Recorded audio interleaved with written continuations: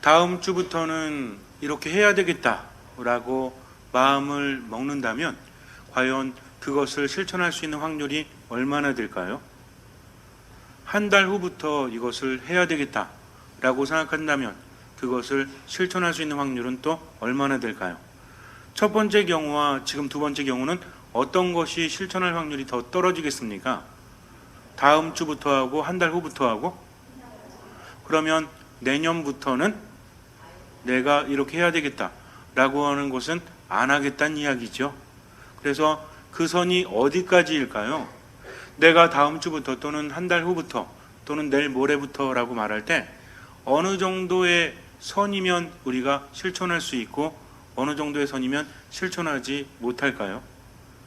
우리들의 인생을 돌아보면 다른 사람의 삶은 차치하고라도 내 삶을 한번 돌아보면 우리는 분명히 알 수 있죠.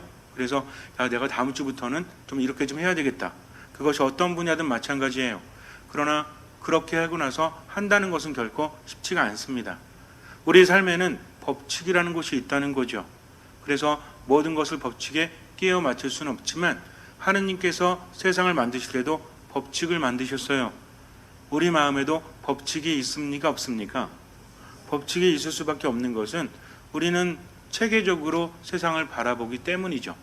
내가 생각하는 것도 법칙에 따라 생각하는 것 같아요? 아니면 두서없이 생각하는 것 같아요?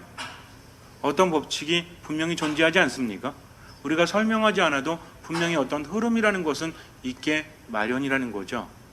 때로는 규칙적이지 않은 것 같아도 그렇지 않아요. 내가 좋아하는 것, 내가 싫어하는 것이 명확한 것처럼 우리가 생각하는 것과 말하는 것, 행동하는 것이 내가 의식하지 않아도 어떤 법칙에 따라서 우리는 살아가고 있다는 거죠. 말할 때도 마찬가지 아닙니까? 여러분들은 말씀하실 때 법칙에 따라 말씀하세요? 아니면 법칙 없이 말씀하세요? 예를 들어서 나 봤어.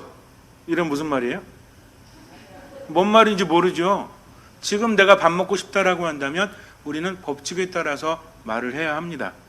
그래서 우리 말을 너무나 잘 알고 있기 때문에 그냥 말하는 것 같아도 우리가 말하다 보면 때로는 내 마음속에 있는 것을 이 법칙에 맞게 표현하지 못해서 답답할 때가 있죠. 왜 답답해요?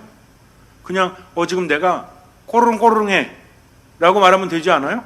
내 마음속이 꼬르릉꼬르릉해 그러면 말이 돼요 안 돼요? 이거 이해되십니까? 그러니까 어때요? 내 마음속에서 느껴지는 것을 표현하지 못해서 내가 답답해할 때는 이 법칙에 맞게 표현할 수 없기 때문이죠. 그래서 말하는 것뿐만 아니라 행동하는 것뿐만 아니라 생각하는 것도 이 법칙에 따라서 이루어질 수밖에 없다라는 겁니다. 요거를 알면 그럼 우리는 세상을 조금 더 다르게 바라볼 수 있다는 거죠. 그래서 내가 어떤 것을 생각하고 그것을 실행하는 것도 법칙이라는 것이 있는데 그래서 이제 미국에 있는 학자들이 연구를 해봤대요. 도대체 우리가 아는 것과 실천하는 것이 어떤 차이가 있을까?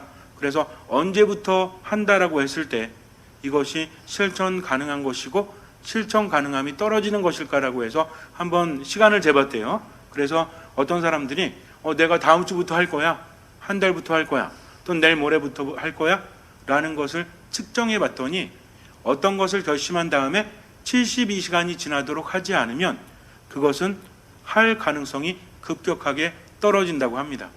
그러니까 얼마 안에 해야 돼요? 그렇죠. 우리말에 뭐 있습니까? 작심? 삼일이라는 말이 있는데 이게 상당히 과학적인 말이라는 거죠. 우리나라 선조들이 얼마나 똑똑했는지 몰라요.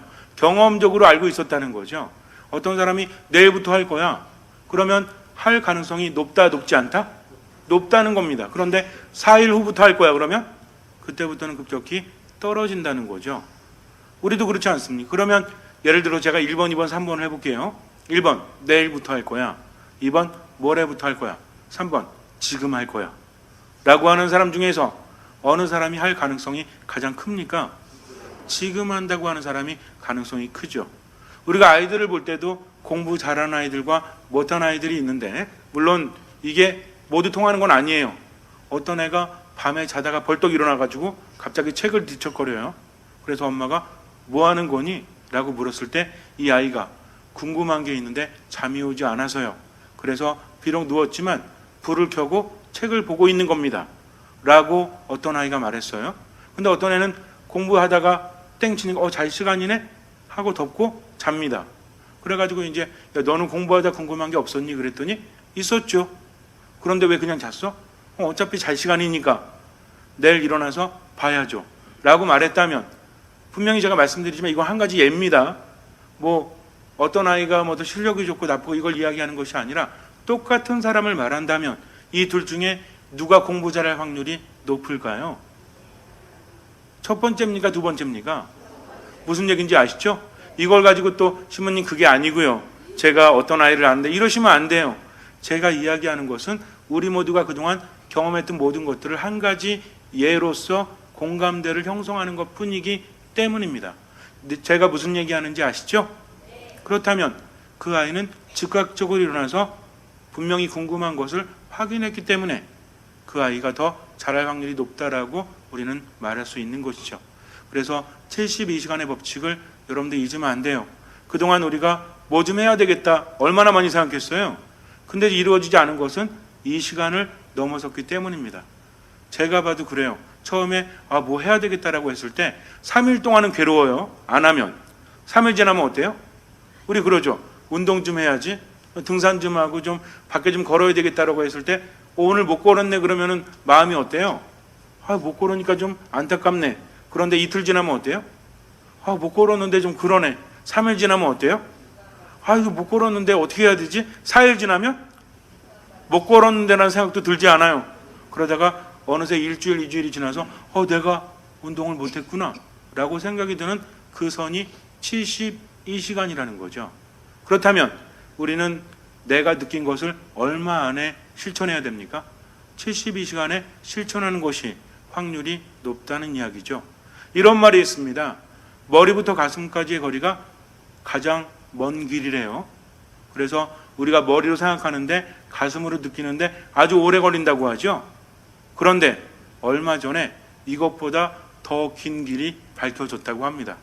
즉 머리부터 가슴까지의 길보다 더 먼 길이 무엇이다? 가슴부터 발까지 길이래요. 그러니까 우리가 어떤 게 좋다더라 그러면 그거를 느끼기까지 오래 걸려요? 안 오래 걸려요? 맨날 생각하다가 그래 좀 해야 되지 않을까? 라고 마음으로 느낄 때가 있죠. 근데 이거와 머리와 가슴까지도 오래 걸리는데 더 오래 걸리는 건 뭐다? 가슴부터 발까지다. 무슨 얘기입니까? 실천한다는 것이 그만큼 오래 걸린다는 거죠. 우리가 무엇을 해야 되겠다라고 했는데 시간이 얼마나 많이 지나버렸습니까? 과거를 돌아본다면. 그래서 어떤 일이든 미루지 않고 즉각적으로 하는 것이 더 좋다는 거죠. 세상을 살아가면서도 그 법칙을 아는 사람은 절대로 미루지 않아요. 우리에게는 에너지가 있기 때문에 이 에너지의 한계가 분명히 있습니다. 그러니까 생각하고 느끼고 실천하는데 쓰여질 에너지가 있는데 대부분 어디다 에너지를 다 써요? 생각하는데 다 써버리니까 느낄 시간이 있어요, 없어요? 없다는 거죠. 근데 생각하고 느끼는데 다 쓰다 보니까 뭐하는 힘이 없어요? 실천할 힘이 없다는 겁니다. 그래서 예수님께서는 뭐라고 하십니까? 내일 걱정은 내일에 맡겨라. 오늘 걱정은 오늘로 충분하다. 우리가 살다 보면 생각들이 엄청나게 많지 않아요? 오늘 걱정에다가 내일 걱정에다가 내일 모레 2, 3년 후의 걱정, 또 어떤 걱정까지 해? 죽을 걱정까지 하잖아요. 그러다 보니까 모든 에너지를 빼앗겨서 실제로 바뀌는 것은 아무것도 없고 무엇만 늘어갑니까? 한숨만 늘어가고 있다는 거죠. 그래서 어린이처럼 되지 않으면 하늘나라에 들어갈 수 없다는 말씀은 우리에게 많은 묵상거리를 던져주지만 아이들은 어때요? 상당히 즉각적이죠. 어른하고 달라요. 그래서 애들한테 자 어디 놀러 가자 그러면 뭐라 그래요? 지금 가려고 하잖아요. 막 그러면은 어른들은 아직 오늘은 밤 늦었으니까 내일 가자 그러면 아이들이 이해를 잘해요, 못해요? 아이들은 아니 가자 그랬으면 가야지. 왜? 그게 재밌으니까. 아주 단순하다는 겁니다. 그러면 믿음을 가지고 있는 우리들은 어떻습니까? 인간적인 생각으로 에너지를 빼앗기기 전에 하느님의 말씀이라면 언제 해야 돼요? 지금 여기에서 해야 한다는 거죠. 절대로 미루면 안 돼요. 여러분들도 성당에서 미사를 참여하고 나서 뭔가 느낌이 있다면 언제 묵상해야 돼요? 미사 끝나고 나서, 물론 지금도 하고 있지만 미사 끝나자마자 잠깐 묵상하는 게 제일 좋습니다. 그리고 집에 가실 때 아직은 하느님의 말씀에 대한 뜨거움이 식지 않았을 때 묵상하는 게 좋죠. 근데 오늘 자기 전에 해야지? 그러면 돼요, 안 돼요? 집에 가서 뭐 하실 거예요? 가자마자 텔레비전부터 켜야지. 그리고 잠깐 뭐 확인해야죠. 라고 했는데 눈 붙어갖고 얼마 지났어? 오늘 지나버리죠. 그러면 자기 전에 생각이나 날 것 같아요? 그렇지 않습니다. 그래서 하느님의 말씀도 지금 묵상하고 또 내가 해야 될 것이 있다면, 예를 들어서 내가 저 사람이랑 좀 화해 좀 해야 되겠다. 그리고 내가 웃는 얼굴로 좀 지내야 되겠다. 그럼 언제부터 하면 돼요? 다음 주부터? 안 됩니다. 이제 우리가 대림 시기를 보내고 있는데 하루에 선행 3가지를 해야 되겠다. 그리고 좀 더 말씀을 묵상해야 되겠다. 라고 마음 먹었으면 언제부터? 오늘은 추우니까 선행 3가지 못했으니까 내일부터 해야지? 안 됩니다. 미사 끝나고 마당에서 휴지 하나 주시면 선행이 되는 거예요. 여러분들 집 앞에서 휴지 하나 주시면 또 선행도 되는 겁니다. 이렇게 말했다고 해가지고 맨날 휴지 3개만 주고 끝내는 건 아니에요. 지금 즉각적으로 실천할 수 있을 때 우리 삶은 변화되기 시작한다는 거죠. 언제부터 웃으실 거예요? 지금부터. 절대로 미루지 마십시오. 신앙적인 것뿐만 아니라 삶 안에서도 그동안 미루고 있었던 것이 있다면 즉각적으로 실천하십시오. 그렇게 우리가 대림 시기를 보내면 성탄이 얼마나 행복한지 몰라요. 근데 맨날 미루다가 한 살 더 먹고 한 살 더 먹고 이건 아니지 않습니까? 그래서 앞으로 우리는 바로 지금 여기에서 한다. 예수님께서 말씀하십니다. 나에게 주님 주님이라고 부른다고 해서 모두 하느님 나라에 들어가는 것은 아니다. 어떤 사람이야말로 들어간다? 하늘에 계신 아버지의 뜻을 실행하느니 실천하는 이야말로 하늘나라에 들어간다라고 말씀하십니다. 아버지의 뜻을 듣고 즉각적으로 실천하는 이는 어떤 사람이다? 반석 위에 집을 짓는 사람이다. 그러나 그렇지 않으면 모래 위에 집을 짓는 사람이라는 거죠. 그렇다면 모래 위에 집을 짓는 사람은 반석 위에 짓는 것이 좋다라는 것을 모를까요? 분명히 알고 있죠? 그런데 살다 보니 그럴 수밖에 없다는 것입니다. 하지만 살다 보니 이럴 수밖에 없었다는 핑계는 절대로 통하지 않아요. 비바람이 몰아치고 또 여러 가지 기후 조건이 안 좋아지면 모래 위에 지은 집은 무너질 수밖에 없어요. 그러나 반석 위에 지은 집은 안전하다는 겁니다. 집은 무엇을 의미합니까? 우리가 보통 집이라고 할 때는 뭘 의미하죠? 내가 편히 쉴 수 있는 곳. 아무리 밖이 춥다고 할지라도 우리 그럴 때 있죠? 눈이 막 오고 좀 추울 때도 집안이 따뜻하면 커피 한 잔 마시면서 밖을 내다보면서 어때요? 그 겨울을 즐길 수 있죠? 근데 만약에 집 밖에 있으면 어때? 추워 죽겠는 걸 즐기긴 뭘 즐겨요? 그러니까 안전한 집이 있다면 아무리 밖이 힘들어도 나는 편안할 수 있다는 겁니다. 내 마음이 안식을 누릴 수 있고 힘을 얻을 수 있고 쉴 수 있는 근본적인 장소가 바로 집이라는 거죠. 근데 이것을 모래 위에 짓게 되면 환난이 닥치거나 어려움이 있으면 무너져 버리게 돼요. 그래서 우리는 눈에 보이는 것을 추구하는 것이 아니라 보이지 않는 것에 마음을 두는 사람들이죠. 세상을 살아가면서 세속적인 것들은 좋은 겁니까? 나쁜 겁니까? 좋을 수도 있고 나쁠 수도 있어요. 하느님의 선물일 수도 있고 나를 망쳐버릴 수도 있다는 거죠. 그러나 그런 것들을 즐기면서도 마음은 어디에 두어야 한다? 하느님 안에 두어야 한다는 거죠. 여러분들이 각자 집에서 살고 있지만 마음만큼은 늘 어딜 향해서? 그러니까 이 성당을 향해서. 왜? 성당에 누가 계십니까? 신부님이 계십니까? 아니에요. 하느님께서 계시기 때문이죠. 여러분들이 차를 타고 지나가실 때도 성당 쪽을 바라보면 보이진 않지만 어느 쪽이 성당 쪽인지 알죠? 내 마음을 거기에 둘 때 우리 마음이 얼마나 단단한지 몰라요. 살면서 얼마나 힘듭니까? 얼마나 피곤합니까? 그러나 내 마음에는 아버지께서 계시기 때문에 그분께 믿음을 두기 때문에 환난이나 역경 안에서도 나는 쓰러지지 않죠. 그러니까 지금 기도하고 말씀 안에 머물고 미사에 참여해야 돼요. 이거 하지 않으면 생각만 했으면 어떻게 해요? 실천하지 않으니까 환난이 닥쳤을 때 이겨낼 수 없습니다.